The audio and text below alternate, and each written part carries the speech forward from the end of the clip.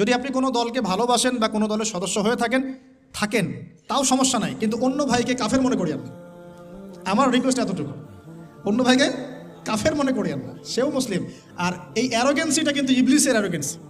ইবলিস বলেছিল না, যায় না খায়রুম মিন, আমি তো তার চেয়ে উত্তম, খালাকতানি মিন নার, আমাকে আল্লাহ আপনি সৃষ্টি করেছেন আগুন দিয়ে, ওয়া খালাকতাহু মিন তিন, আদমকে সৃষ্টি করেছেন মাটি দিয়ে, আমি কেন ওকে সেজদা করতে যাব? এই যে এটাকে কি বলে, অ্যারোগেন্সি, অহংকার, উদ্ধত আচরণ। এই আচরণের কারণেই তো সে শয়তান হয়ে গেল। এটা কেমন, ওই যে ধর্মীয় কিছু বিভাজন আছে, একবার এক দলে ঢুকে গেছেন, অন্য ভাইকে আর ভাই মনে হয় না, সালাম দেওয়ার সময় খুঁজে খুঁজে সালাম দেয় যে ও আমার গ্রুপের কিনা, অন্য গ্রুপের হলে সালাম দেয় না। এই ন্যারো মাইন্ডেড মানসিকতা ত্যাগ করতে বলছে। আমরা সবাই মুসলিম। তিনি বলছেন ওয়ামান বারবার এই একটা বলেন, আপনারা তো শোনেন, ওয়ামান আহসানু কাওলাম মিম্মান দাআ ইলাল্লাহ ওয়া আমিলা সালিহান ওয়া ক্বালা ইন্নানি মিনাল মুসলিমিন।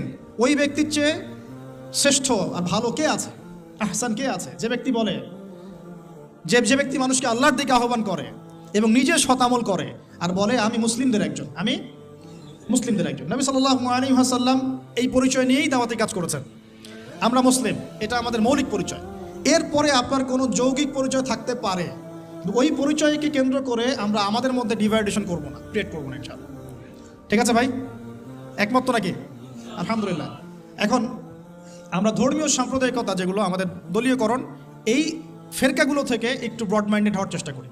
যদি আপনি কোনো দলকে ভালোবাসেন বা কোনো দলের সদস্য হয়ে থাকেন তাও সমস্যা নাই, কিন্তু অন্য ভাইকে কাফের মনে করিয়েন না।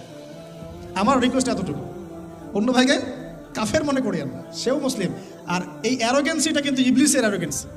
ইবলিস বলেছিল না, যায় না খায়রুম মিন, আমি তো তার চেয়ে উত্তম, খালাকতানি মিন নার, আমাকে আল্লাহ আপনি সৃষ্টি করেছেন আগুন দিয়ে, ওয়া খালাকতাহু মিন তিন, আদমকে সৃষ্টি করেছেন মাটি দিয়ে, আমি কেন ওকে সেজদা করতে যাব? এই যে এটাকে কি বলে, অ্যারোগেন্সি, অহংকার, উদ্ধত আচরণ। এই আচরণের কারণেই তো সে শয়তান হয়ে গেল। অতএব আমরা নিজেদেরকে অন্যর থেকে সুপিরিয়র না ভাবি। আমি যে বড় বড় কথা বলছি, এর চেয়ে ওই ভাইয়ের আমল বেশি হতে পারে, ওই ভাইয়ের চেয়ে এই ভাইয়ের আমল বেশি হতে পারে। কে জানে কার আমল নামায় কত নেকি আছে আর কোন আমল আল্লাহর কাছে কবুল হবে, এটা তো আল্লাহই ভালো জানে। অতএব আমাদের সবাইকে তাসকিয়া অর্জন করার চেষ্টা করতে হবে, আত্মশুদ্ধি। আল্লাহ পাক তৌফিক এনায়েত করুন। এরপর তিনি বলেছেন, আমি আমার ছেলেকে এখানে পড়িয়েছি, কিন্তু ডিগ্রি সার্টিফিকেট সব কিছু নয়।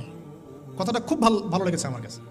ডিগ্রি সার্টিফিকেট সব কিছু নয়, ডিগ্রি পেলাম, সার্টিফিকেট পেলাম, এইটা ওইটা, এগুলোই আমার কাছে আলেম স্কলারশিপের মানদণ্ড নয়। এলেম আল্লাহর পক্ষ থেকে আসে, এবং ওলামায়ে কেরামদের সামনে বসে বসে যে সিনাই যে এলেমটা আসে, এটাই হচ্ছে জ্ঞান। এই যে কালকে ওনার সাথে বসে এই যে এতগুলো কথা শুনলাম, এই যে জ্ঞান আমি পেলাম না, এটা তো আমি 20টা বই পড়ে পেতাম না। ব্যাপারটা বুঝতে পারেন নাই? একটা সার্টিফিকেট পেয়েছি ধরেন অনলাইন একটা মাদ্রাসা থেকে যে আমি মাস্টার্স করেছি, কিন্তু এই জ্ঞানগুলো যদি আমি না পেতাম তাহলে কি আমার জ্ঞান পূর্ণাঙ্গ হতো?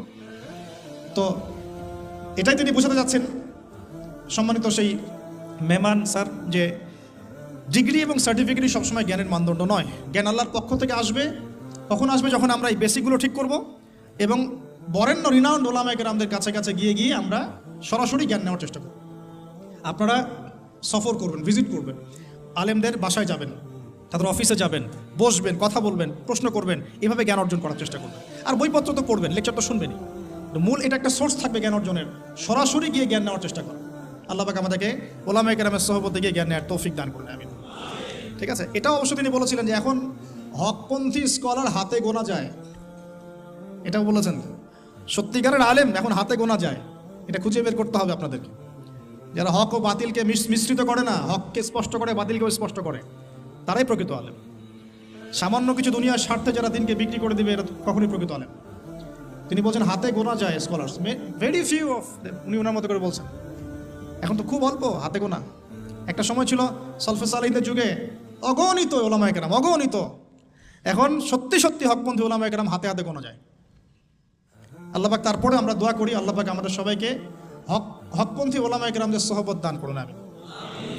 এরপর আমি একটা বড় প্রশ্ন করেছিলাম, যে প্রশ্নটা আমি অনেককেই করি, যে how to establish Islam in bigger region আর গ্লোবাল সার্ফেস ইত্যাদি। উনি বলছেন, আমি এই কথাটা আমিও নিজে বলেছি আগে, বলছেন যে প্রথমে এত বড় চিন্তা না, প্রথমে চিন্তাটা হচ্ছে নিজের উপরে দিনটা প্রতিষ্ঠা আছে কিনা, নিচে আমি নিজের পরিবারটা ঠিক করতে পারলাম কিনা, আমি দিনের দাওয়াতি কাজ করছি কিনা অ্যাপ্রোপ্রিয়েটলি, আমি সোসাইটি চেঞ্জের কাজ করছি কিনা।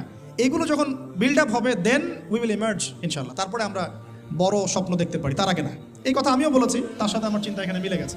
তো আমি টেকনিক্যালি প্রশ্ন করেছিলাম যে আসলে অনেকে তো চেষ্টা করছে, কিন্তু আসলে রাইট ট্র্যাক কোনটা, কোন পদ্ধতিতে চেষ্টা করলে ভালো হবে। উনিও টেকনিক্যাল মানুষ, উনি অ্যান্সার টেকনিক্যালি দিলেন। The right track will be the track of prophet সাল্লাল্লাহু আলাইহি ওয়াসাল্লাম। সঠিক ট্র্যাকটা হচ্ছে নবী সাল্লাল্লাহু আলাইহি ওয়াসাল্লামের ট্র্যাক। তো ওইটা কীভাবে বুঝবো? তাহলে নবীর জীবনী পড়তে হবে, কীভাবে নবী সাল্লাল্লাহু আলাইহি ওয়াসাল্লাম দাওয়াতি কাজ করলেন, দিনটা কায়েম করলেন, ওইটাই হলো সুন্নাহ।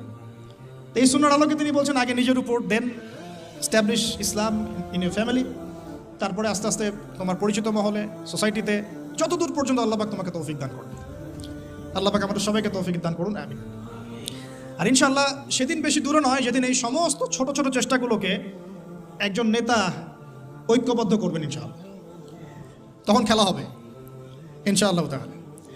তারপরে আমি বলতে চাই, তিনি বলছেন, আরও বলেছেন যে লেখাপড়া করার ক্ষেত্রে জিজ্ঞাসা করেছি, লেখাপড়া স্টাডি করার ক্ষেত্রে আমরা আসলে কোন কোন স্কলার বা কী বিষয়কে বেশি গুরুত্ব দিব। তিনি বলছেন এভাবে যে পূর্ববর্তী ওলামায়ে কেরাম যারা, বরেণ্য আগেকার ওলামায়ে কেরাম যারা, সালফে সালেহিন, তাদের কিতাব, তাদের বই, তাদের রিসোর্সগুলোকে বেশি প্রাধান্য দিতে হবে। কারণ তাদের কাছে ছিল একটা সুপ্রিম নলেজ, যেটা আমাদের কাছে এখন ওইভাবে নাই, আমরা ওই বইগুলোর উপর ডিপেন্ডেন্ট। তো পূর্ববর্তী ওলামায়ে কেরাম, বরেণ্য ওলামায়ে কেরামদের কিতাবাদিগুলো মোতাআলা করতে তিনি বেশি উৎসাহিত করছেন। আমিও এটাই আপনাদেরকে নসিহত করছি, আল্লাহ পাক তৌফিক দান করুন।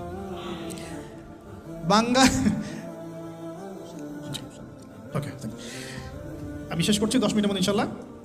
বাঙালি জাতির প্রতি একটা নসিহত করেছেন, বলবো?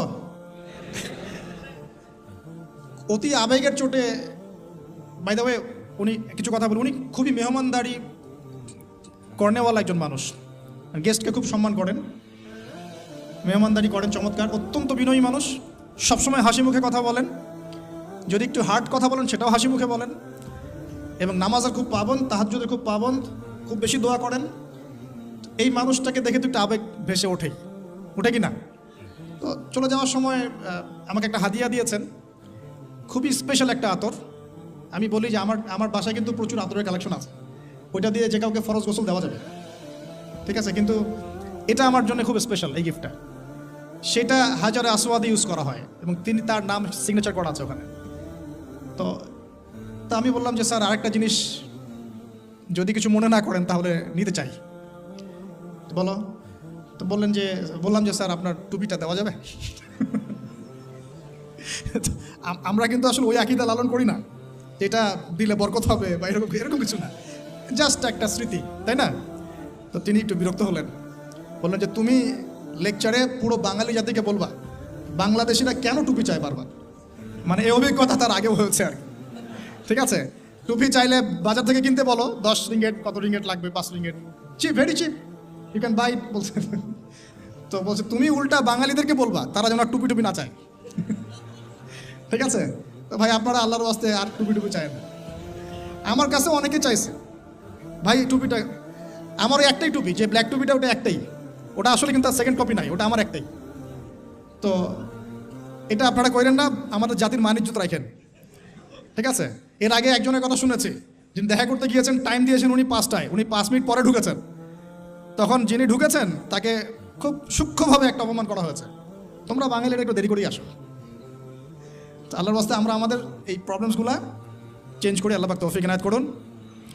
আর সবশেষ তিনি বললেন যে আমার পরিবারের মহিলারাও দাওয়াতি কাজ করে, মাশাআল্লাহ।